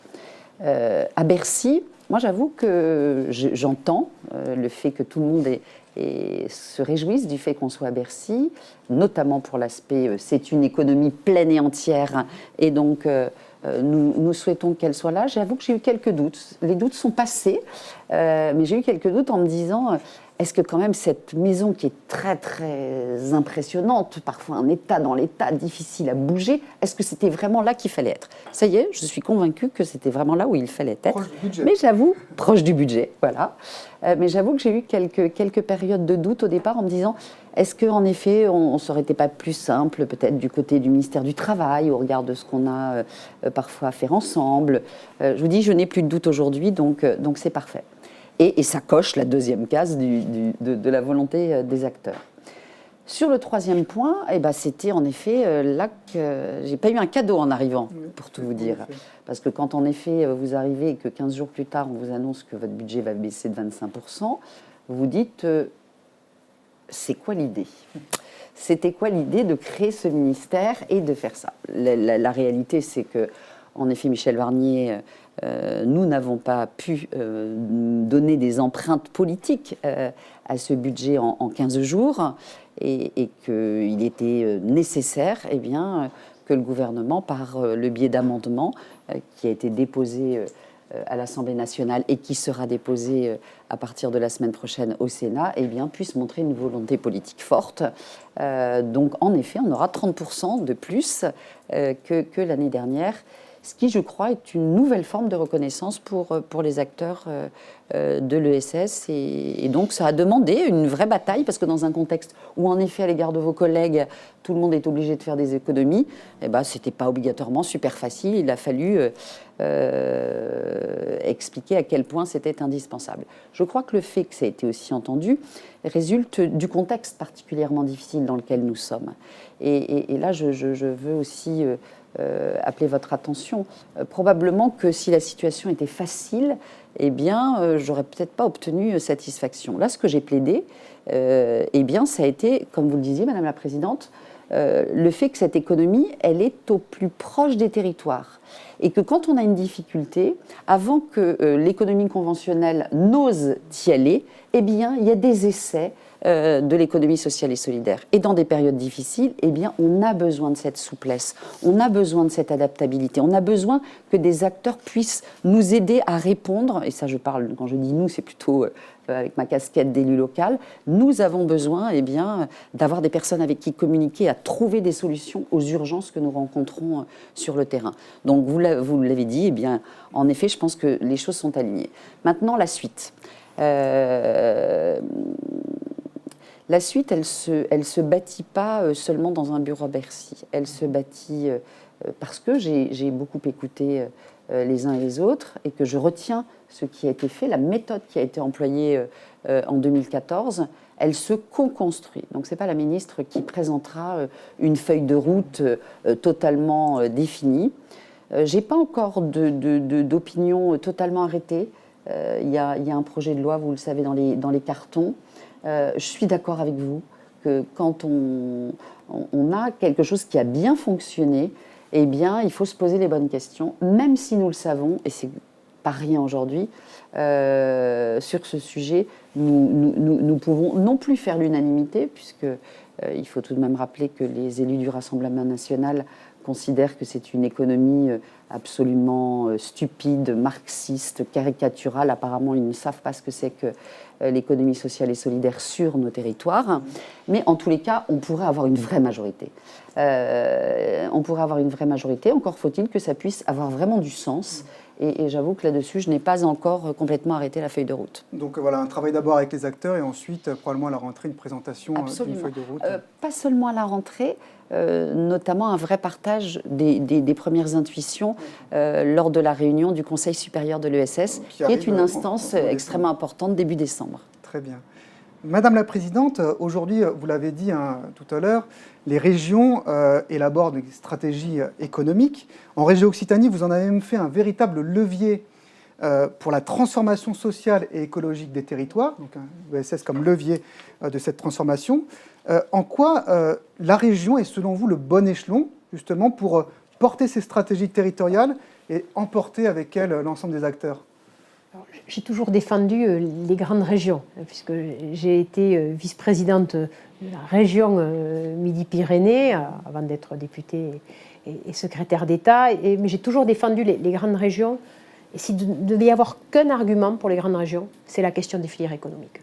C'est-à-dire qu'il faut avoir des régions qui ont une plus grande taille. Normandie, Madame la ministre a été vice-présidente de la région Normandie. À travers sa nouvelle taille, a acquis une force et une capacité à créer de nouvelles filières économiques. Et c'est pour ça que le bon échelon, c'est la région, parce que là, on a une capacité de créer une filière de bout en bout et de l'adapter au territoire. C'est-à-dire, on met en place les outils financiers, très souvent en lien avec France Active, mais voilà, on sait avoir là aussi des outils financiers qui s'adaptent aux réalités de terrain, et d'avoir une déclinaison sur tous les champs, parce que l'économie sociale et solidaire, ça peut être aussi bien pour les personnes vulnérables dont on parlait avec Benoît et sur lesquelles on a des idées, mais aussi sur la question industrielle. Voilà. Donc là, il faut avoir une force en termes clairs d'assises financières. Il faut avoir une force juridique pour être un bon binôme avec les CRES, voilà, pour pouvoir accompagner la reprise ou l'idée, tout simplement. Et puis, il faut avoir des outils financiers, il faut avoir une bonne assise pour faire les avances, et ainsi de suite. Mais en même temps, il faut avoir une capacité à s'adapter. Et la région Normandie, comme la région Île-de-France ou la région Grand Est ou l'Occitanie, on travaille au niveau des bassins d'emploi, des bassins de vie.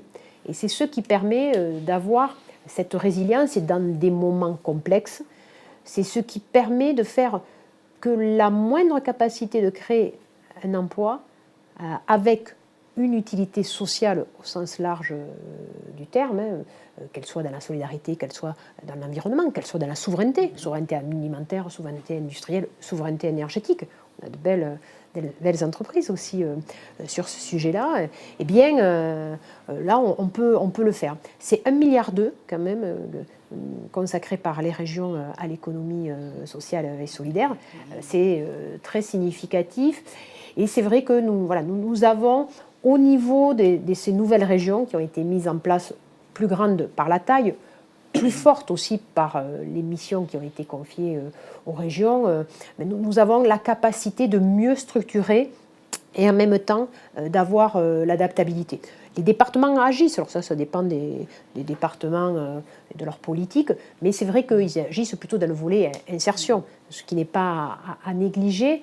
Mais moi, je suis vraiment très attachée à ce qu'on rappelle la création d'emplois. C'est vrai que quand on est présidente de la région Occitanie, on est obsédé par la création d'emplois parce qu'on accueille plus de 40 000 nouveaux habitants. Et moi, je crois que par le travail, on s'élève. Voilà, moi, j'aime le travail. Je pense que la France et la République, elles sont fortes par l'accès au travail, par une rémunération digne.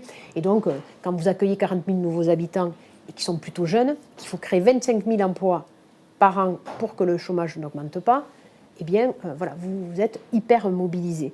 Et c'est pour ça que moi, j'ai été marquée qu'à un moment, on voulait présenter l'économie sociale et solidaire comme une sous-économie ou une économie de la solidarité, une économie au rabais. Non, c'est la création d'emplois.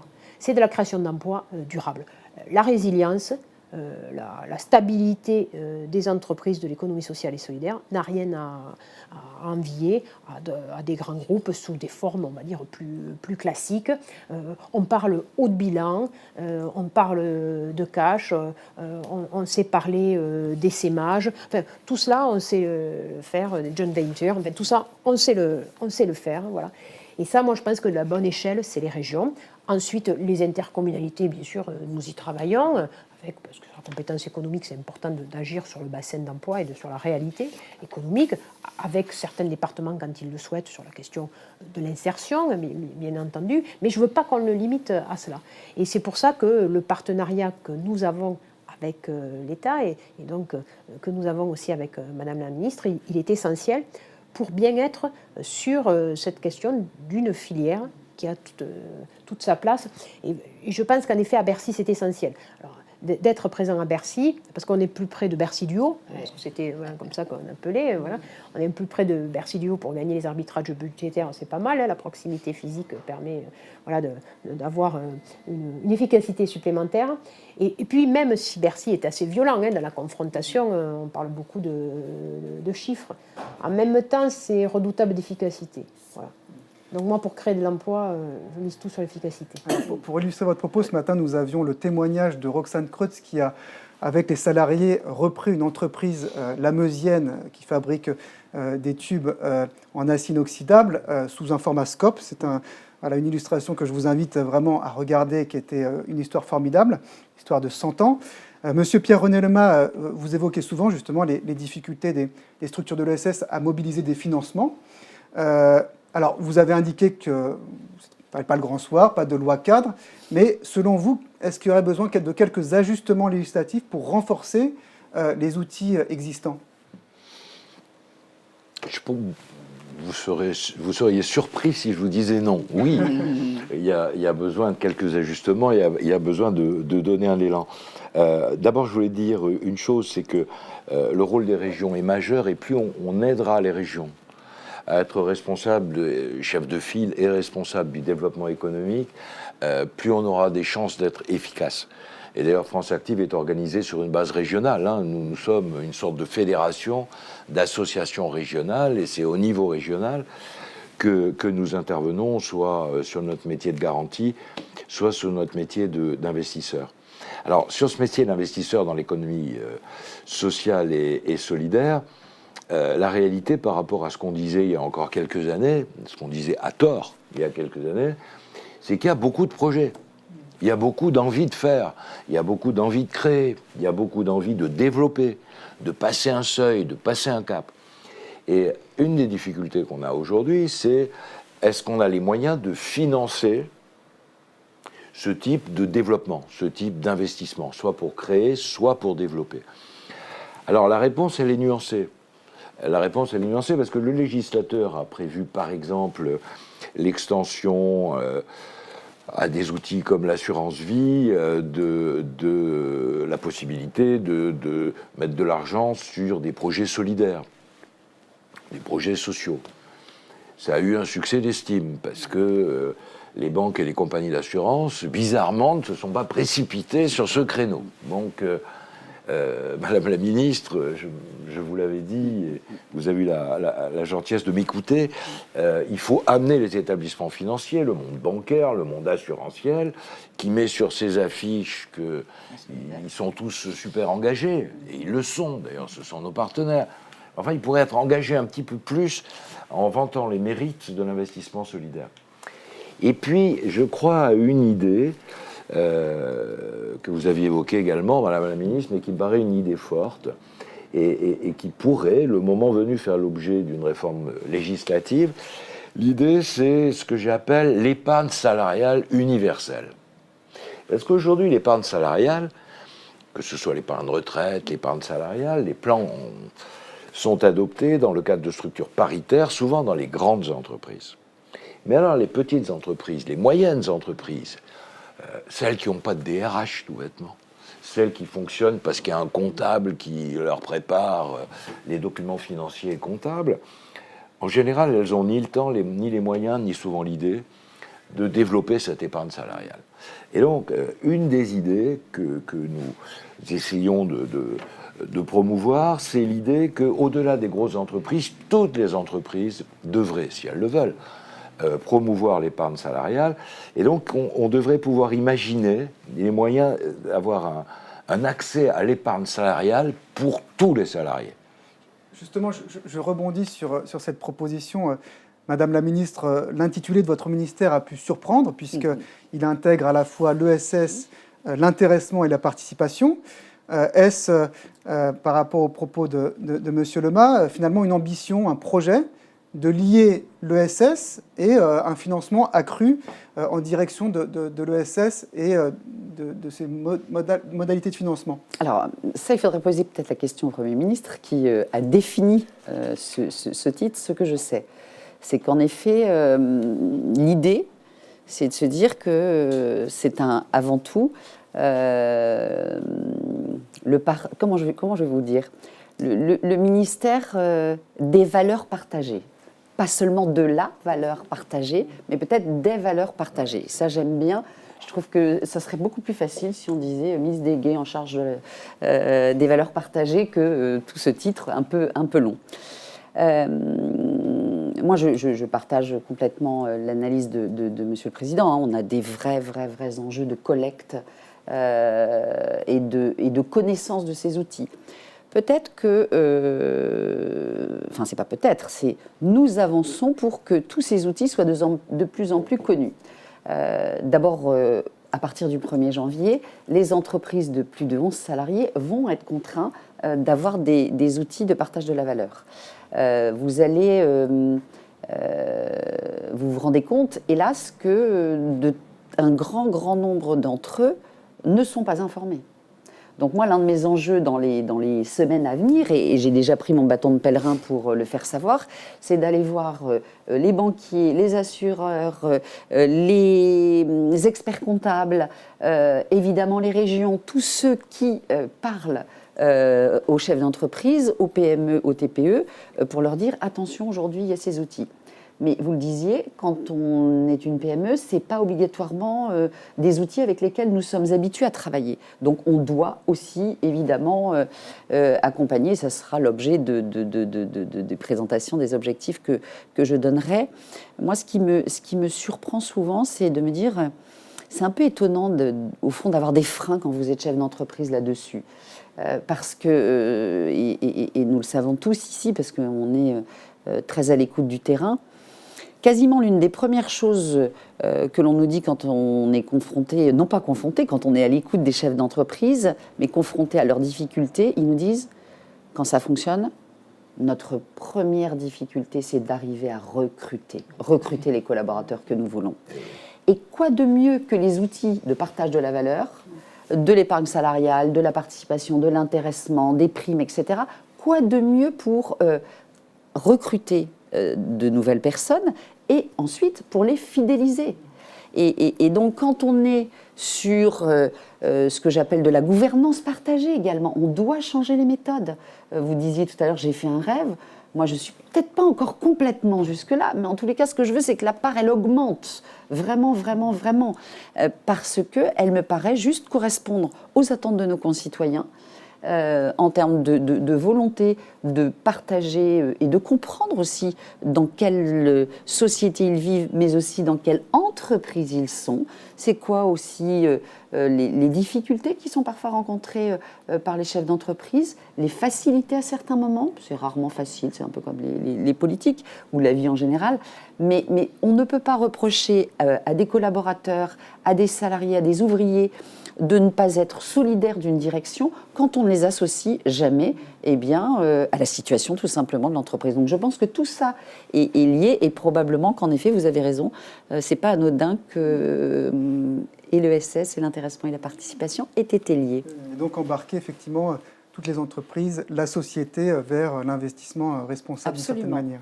Alors nous allons aborder la dernière partie de cette table ronde et donc les mots de conclusion. Pierre-René Lema, vous l'avez dit, vous avez appelé à une mobilisation accrue des acteurs publiques, notamment à travers les fonds fléchés et les mesures incitatives. Vous avez un peu devancé cette dernière question puisque vous êtes entouré de 2 responsables politiques convaincus et influentes.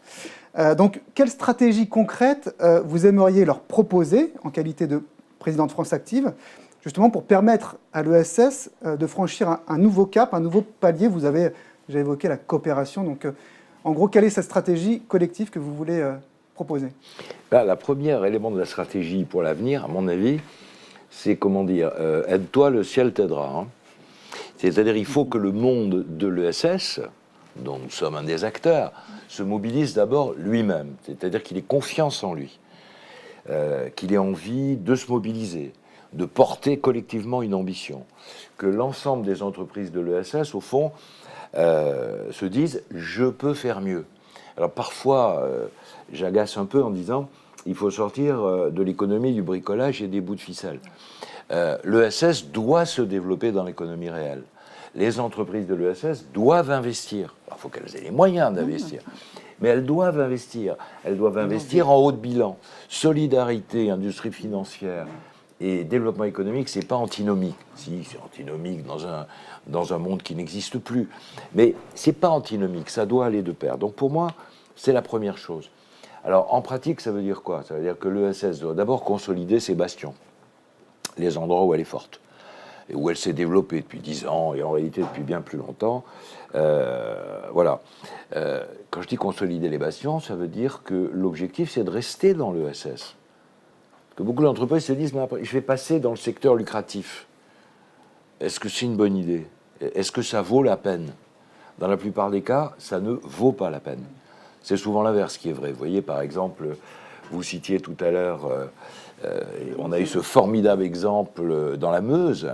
Enfin, on pourrait citer Duralex, que France Active a contribué à financer, Bergère de France, qui a été longtemps cité hier au 140e anniversaire des coopératives. Voilà, il y a plein d'exemples. Deuxième chose pour moi, c'est en effet coopérer. C'est coopérer. Coopérer entre les entreprises de l'ESS et les entreprises de l'économie classique. Il y a des synergies à imaginer. Ça veut dire aussi, comment dire, coopérer au sein de l'ESS et avec les régions, sous l'impulsion des régions, pour passer des caps. Par exemple, travailler sur des filières. L'ESS a sa place dans ces filières. Ça a été fait en Occitanie, par exemple, autour de l'urgence alimentaire, la filière alimentaire, voilà. Et les entreprises de l'ESS y participent. Ça a été fait en Normandie. Le président Morin avait évoqué tout un travail autour de l'industrie du lin, par exemple, et du textile. L'économie sociale a sa place là-dedans. Et donc, voilà. Alors, ça veut dire aussi que, au niveau régional, c'est pas toujours vrai partout. Je pense que l'ESS doit être intégré dans la stratégie régionale économique générale. Il n'y a pas, pour moi, une stratégie de l'ESS et la stratégie économique. Il faut qu'il y ait une stratégie de l'ESS, c'est prévu par la loi, il y a des rendez-vous biannuels, etc. Mais c'est pas l'un à côté de l'autre. Voilà. Une fois, j'ai dit, il n'y a pas l'économie des requins d'un côté et l'économie des gentils de l'autre. C'est deux éléments qui participent de la même dynamique créatrice d'emploi.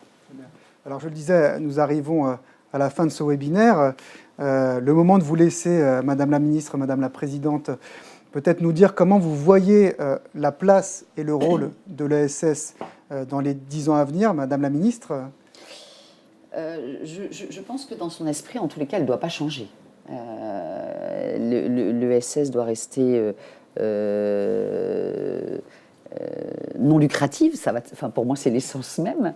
Elle doit rester démocratique et elle doit rester ancrée sur le territoire. Ancrée sur le territoire, ça ne veut pas dire ne pas avoir d'ambition. Et moi, je partage complètement, et on se rend compte à quel point tous les trois, on est totalement en phase sur la nécessité de mieux organiser les filières. Ça, c'est une évidence si nous voulons continuer à progresser et surtout si nous avons envie de passer à une autre échelle. Et ça, c'est peut-être un mot qu'on n'a pas encore abordé aujourd'hui. Il faut arrêter d'avoir peur. Que quand on est au niveau régional, qu'on n'ait pas peur parfois d'aller au niveau national, que quand on est au niveau national, on n'ait pas peur d'aller aussi à l'échelon européen. quand on a de vrais bons outils, de vrais bons produits, il ne faut pas avoir peur. Et ça, c'est peut-être encore ce que je perçois parfois, c'est pas pour nous. Vous savez, comme si on avait vraiment envie, et on le disait au début de mon propos, l'inscription à Bercy, mais encore pour certains acteurs, il peut y avoir le syndrome de ce que j'appelle le syndrome de l'imposteur. Donc on ne doit plus avoir peur, au contraire, on doit vraiment se structurer et s'organiser. L'État doit y mettre aussi un peu de moyens. Je trouve qu'en région et dans les départements, on ne sait pas parfois qui est l'interlocuteur vraiment, qui est bien fléché. Donc moi j'espère pouvoir obtenir du ministère de l'Intérieur des personnes qui soient fléchées sur l'ESS. Et donc voilà, moi je suis pleine d'espoir dans les 10 ans à venir, si nous arrivons à passer ces caps avec, vous le disiez, parce que c'est aussi évidemment le nerf de la guerre, des vrais outils et des vrais fonds qui soient mis à disposition, mais comme dans l'économie traditionnelle. Et puis, ce que j'aime aussi dans l'ESS et ce que je veux absolument qu'on arrive à perdurer, c'est qu'elle est là aussi pour créer des ponts. Et aujourd'hui, à un moment où on a, hélas, souvent le sentiment qu'on essaie plutôt de créer des fractures que des ponts, eh bien, ce pont entre l'économie sociale et solidaire et l'économie conventionnelle doit absolument être consolidé, voire augmenter toujours plus. Merci Madame la Présidente. Même question, l'ESS dans 10 ans pour vous? Je pense que dans les 10 prochaines années, on doit transformer notre monde et les questions sociales et les questions écologiques sont fondamentales. Et là, je pense que l'économie sociale et solidaire a vraiment un rôle massif, puissant à jouer sur la transformation économique et sociale et bien sûr écologique. C'est d'ailleurs ce que j'ai donné comme mission dans le partenariat entre l'économie sociale et solidaire et la région Occitanie, et qu'il faut vraiment appuyer cette transformation sociale et écologique, et que l'économie sociale et solidaire peut prendre une forme peut prendre une place beaucoup plus forte dans la question de la forme, de la coopération, mais aussi dans les domaines de la transformation sociale et écologique. Donc moi je pense que ce que je mettrais comme feuille de route, la transformation sociale et écologique pour l'économie sociale et solidaire. Très bien, merci Madame la Présidente, merci Monsieur Lebas, merci Madame la Ministre d'avoir accepté notre invitation. Il me reste donc à conclure ce temps pour remercier aussi infiniment les 600 inscrits à ce webinaire. Désolé pour les petits problèmes techniques qui se sont déroulés pendant le webinaire. Il sera évidemment disponible en replay intégralement sur les sites de France Active et de Région de France. Et je vous dis à très bientôt. Merci beaucoup.